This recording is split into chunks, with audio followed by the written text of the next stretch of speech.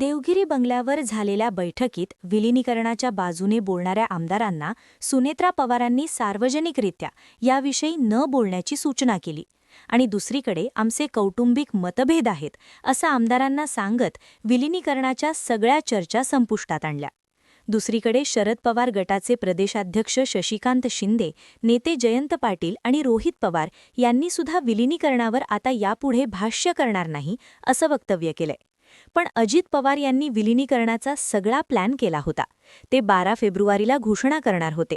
दादांची ती इच्छा होती असं म्हणत कुठेतरी अजित पवार गटाला आरोपीच्या पिंजऱ्यात उभं करण्याचं काम शरद पवार गटानं केलंय. 2 दिवसांपूर्वी अजित पवार गटाचे 40 पैकी 35 आमदार हे शरद पवार गटासोबत जाण्याच्या तयारीत असून ते फुटू शकतात अशा बातम्याही आल्या होत्या. दुसरीकडे अजित पवारांच्या अपघाताविषयी अनेक शंका उपस्थित करून रोहित पवार यांनी तटकरे, पटेल अशा नेत्यांनाच टार्गेट केलंय. अशा परिस्थितीत आता विलिनीकरण जरी थांबलं असलं तरी पुढच्या काळात शरद पवार गट काय करू पाहतोय हे समोर आलंय. आमदारांना फोडण्यापासून ते दादांची सहानुभूती आपल्याकडे घेणं असो, शरद पवारांच्या राष्ट्रवादीचा ओरिजिनल राष्ट्रवादी म्हणून एस्टॅब्लिश होण्याचा प्लॅन काय आहे पाहूयात आजच्या या व्हिडिओतून. शरद पवार गटाची आत्ताची भूमिका पाहता पहिला प्लॅन समोर येतो तो म्हणजे अजितदादांची सहानुभूती आपल्याकडे घेणं. अजित पवारांच्या अपघाती निधनानंतर झालेल्या जिल्हा परिषद आणि पंचायत समिती निवडणुकीत अजित पवारांच्या राष्ट्रवादीला चांगलं यश मिळालं. 165 जागा जिंकत दादांची राष्ट्रवादी राज्यात दुसऱ्या क्रमांकाचा पक्ष ठरली. अजितदादांच्या सहानुभूतीचा फायदा राष्ट्रवादीला झाला अशा चर्चा त्यावेळीच झाल्या. पण या सगळ्यात दादांच्या अपघाती मृत्यूबद्दल फक्त लोकांच्याच नाही तर आमच्याही मनात शंका आहे असं म्हणत शरद पवार गटाच्या रोहित पवारांनी घातपाताची बाजू लावून धरली. आधी मुंबई आणि नंतर दिल्लीत पत्रकार परिषद घेत दादांचा अपघात हा घातपात असण्याच्या लोकांच्या मनातल्या शंकेला सुद्धा त्यांनी बळ देण्याचं काम केलं. 27 तारखेला अजितदादा पुण्यासाठी गाडीनं निघणार होते, पण त्यांच्याकडे सहीसाठी एक फाईल येणार होती.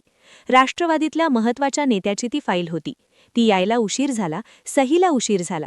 त्यामुळे दादांना गाडीनं जाण्याचा प्लॅन चेंज करून दुसऱ्या दिवशी विमानानं जावं लागलं. याच दरम्यान नरेश अरोरा यांचा कॉन्ट्रॅक्ट रद्द करण्यावरून सुनील तटकरे आणि अजितदादांमध्ये वाद झाल्याचा उल्लेख करत रोहित पवारांनी दादांच्या विमान अपघाताविषयी शंका निर्माण करताना सुनील तटकरे आणि प्रफुल्ल पटेल दोघांनाही संशयाच्या भोऱ्यात अडकवलं. दुसरीकडे विमानाच्या मेंटेनन्सच्या 2च कंपन्या असून एक कंपनी प्रफुल्ल पटेलांच्या मालकीची आहे. दादांना घेऊन जाणारी आर कंपनी ही स्वतःच्या विमानांचा मेंटेनन्स करते. पण तिथे काम करणारे लोक कोण, ते आधी कुठे होते असं म्हणत पटेलांवर अप्रत्यक्षपणे गंभीर आरोप केले. थोडक्यात अजित पवारांच्या अपघातामागे घातपात असू शकतो या शंकेसोबतच त्यांच्या जवळच्या नेत्यांना टार्गेट करत रोहित पवारांनी अजितदादांच्या निधनानंतर दादांच्या पक्षाला मिळणारी सहानुभूती आपल्याकडे घेतली. तमाम महाराष्ट्राच्या मनात असणारे प्रश्न उपस्थित करताना हे सगळं प्रकरण लावून धरलं. आता तर गुप्तहेरामार्फत ही चौकशी लावून धरणार असं रोहित पवार म्हणतायत. थोडक्यात एकीकडे अजित पवारांच्या पक्षातले 1-2 नेते सोडले तर कुणीच हा घातपात आहे किंवा या प्रकरणातील चौकशीविषयी बोलत नसताना शरद पवारांच्या पक्षात असूनही माझ्या काकासाठी मी लढणार असं म्हणत रोहित पवारांनी हा विषय लावून धरलाय. त्यामुळे अजितदादांच्या निधनानंतरची सहानुभूती ही त्यांच्या पक्षाकडे न जाता रोहित पवार आणि शरद पवारांच्या राष्ट्रवादीकडे जाताना दिसतेय. शरद पवारांच्या राष्ट्रवादीचा दुसरा प्लॅन दिसतो तो म्हणजे अजित पवार गटाच्या नेत्यांना आपल्याकडे घेणं. सुनेत्रा पवारांनी घेतलेल्या बैठकीत शरद पवारांच्या पक्षाला सोबत घेण्याबद्दल अर्थात विलिनीकरणाच्या बाजूने भूमिका मांडणाऱ्या आमदारांना तटकरे आणि पटेलांनी खडसावल्याची बातमी समोर आलीय.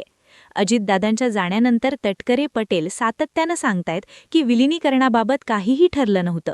थोडक्यात तटकरे, पटेल, मुंडे, भुजबळ ही अजित पवारांच्या राष्ट्रवादीची चौकडी विलिनीकरणाच्या पूर्ण विरोधात आहे हे स्पष्ट झालंय.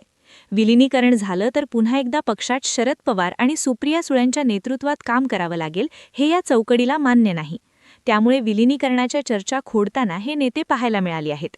पण अजित पवारांच्या पक्षातच अमोल मिटकरी, हिरामन खोसकर यांच्यासारखे अनेक आमदार आहेत जे थेट अजितदादांच्या जवळ होते. अजितदादांनी त्यांना उभं केलं होतं, त्यांना या 4ही नेत्यांचं पटत नाहीये किंवा हे नेते यांना पटून घेत नाहीयेत. यामुळे दादांच्या माघारी अशा नेत्यांना अजितदादांच्या राष्ट्रवादीत कुणीच वाली नसल्याचं चित्र आहे. अशा परिस्थितीत शरद पवारांची राष्ट्रवादी अशा नेत्यांना जवळ करू शकते. याचं लेटेस्ट उदाहरण द्यायचं झालं तर नरहरी झिरवाळ यांचं देता येईल. एकीकडे झिरवाळांवर झालेल्या आरोपांनंतर त्यांना राष्ट्रवादीच्या बैठकीत वरिष्ठांनी खडसावलं अशी बातमी समोर आलेली आहे. असताना सुप्रिया सुळेंनी लगेचच नरहरी झिरवाळ यांनी शून्यातून विश्व उभं केलंय, आयुष्यभर काम केलंय, कष्टातून ते वरती आले आहेत, ते काही मॅनेजमेंट कोटावाले नाहीत, त्यामुळे नक्की तिथे काय घडलं ते जाणून घेणं गरजेचं आहे. मी काल नरहरी झिरवाळ साहेबांना कॉल करायचा प्रयत्न केला, माझं त्यांच्याशी बोलणं झालं नाही. मी त्यांच्यासाठी निरोप ठेवला, मला फोन करा असं म्हणत कुठेतरी आपण झिरवाळांच्या पाठीशी आहोत आणि त्यांना अडकवण्याचा कुणीतरी प्रयत्न केला असं सांगायचा प्रयत्न सुळेंनी केला. थोडक्यात अजित पवारांच्या जाण्यानंतर जे नेते पक्ष चालवत आहेत, ज्यांचं पक्षात अचानक महत्त्व वाढलंय, त्यांच्याशी न जमणाऱ्या आमदारांना भविष्यकाळात आपल्याकडे खेचण्याचा प्लॅन हा शरद पवारांच्या राष्ट्रवादीचा असू शकतो. शरद पवारांच्या राष्ट्रवादीचा तिसरा प्लॅन दिसतो तो म्हणजे मराठा स्पेसचा. 3.5 जिल्ह्यांचा पक्ष असा राष्ट्रवादीचा उल्लेख आजवर विरोधक करत आले आहेत. आज जरी राष्ट्रवादी काँग्रेसने आपला विस्तार महाराष्ट्रभर केला असला तरी राष्ट्रवादीचं मूळ हे पश्चिम महाराष्ट्राचं, त्यातही पुणे, सातारा, सांगली, कोल्हापूर, सोलापूर अशा पट्ट्यातलं आहे हे नाकारून चालत नाही. अशा परिस्थितीत सध्या अजित पवारांच्या राष्ट्रवादीला लीड करणाऱ्या 4 नेत्यांची जी नावं समोर येतात त्यामध्ये पटेल, तटकरे, मुंडे आणि भुजबळ अशी नावं आहेत. या 4 पैकी एकही नेता या भागातून येत नाही. तसंच ज्या राष्ट्रवादीच्या राजकारणाचं मूळ पाया मराठा राजकारण असल्याचं सांगण्यात येतं, त्याच अजित पवारांच्या राष्ट्रवादीत प्रमुख 4ही नेते नॉन मराठा आहेत. थोडक्यात अजित पवार गटात जी स्पेस आहे ती परफेक्ट स्पेस आज शरद पवारांच्या राष्ट्रवादीकडे आहे, ज्यामध्ये मराठा लीडर हा महत्त्वाचा निकष असणार आहे. दुसरा निकष पश्चिम महाराष्ट्राचा असेल आणि तिसरा निकष राजकीय अनुभवाचा असेल. बाले किल्ल्यातलं लोकल राजकारण जपण्यासंदर्भात पटेल, तटकरे, भुजबळ, मुंडे यांच्या मर्यादा आहेत. याच मर्यादा शरद पवार गटातल्या नेत्यांच्या दिसत नाहीत. त्यात प्रामुख्याने मोहिते पाटील, जयंत पाटील, शशिकांत शिंदे अशी नावं येतात. अगदी अजित पवार असतानाची परिस्थिती सांगायची तर दादांनी गेल्या काही महिन्यात मुंडे आणि भुजबळांना पक्षातल्या सगळ्याच घडामोडींपासून लांब ठेवलं होतं. पण दादा गेल्यानंतर ते पुन्हा ॲक्टिव्ह झालेत. अशा परिस्थितीत मराठा राजकारण आणि पश्चिम महाराष्ट्राची राष्ट्रवादीची मूळ स्पेस ही ओरिजिनल राष्ट्रवादी म्हणून घेण्याचा प्रयत्न शरद पवारांच्या राष्ट्रवादीचा असू शकतो. थोडक्यात काय तर अजितदादांच्या निधनादिवशी हा घातपात नसून केवळ अपघात आहे असं वक्तव्य करून शरद पवारांनी सगळ्या चर्चा थांबवल्या. पण त्याच चर्चा हा अपघात नसून घातपात आहे असं म्हणत रोहित पवारांनी लावून धरल्या. विलिनीकरणाच्या चर्चा देखील सुरू झाल्या आणि आता थांबल्या. या सगळ्यावरून शरद पवारांनी आणि शरद पवारांच्या नेत्यांनी अजूनही डाव सोडवेला नाही आणि या सगळ्या गोष्टींमागे अर्थात पवारांची संमती आहे हे स्पष्ट आहे. त्यामुळे अजित पवार गटात निर्माण झालेली स्पेस घेण्याचा प्रयत्न शरद पवारांच्या राष्ट्रवादीतले नेते करत असून पुढच्या 3 वर्षात निवडणुका नसल्याने वातावरण निर्मिती करण्यासाठी नेत्यांना बराच कालावधी मिळू शकतोय. तुम्हाला काय वाटतं, शरद पवारांच्या राष्ट्रवादीचा हा प्लॅन यशस्वी ठरेल का? तुमची मतं आणि प्रतिक्रिया आम्हाला कमेंट करून नक्की सांगा आणि अशाच माहितीपूर्ण व्हिडिओंसाठी आपल्या हक्काचा चॅनल म्हणजेच ठळक बातम्या या YouTube चॅनलला सबस्क्राईब करा. धन्यवाद.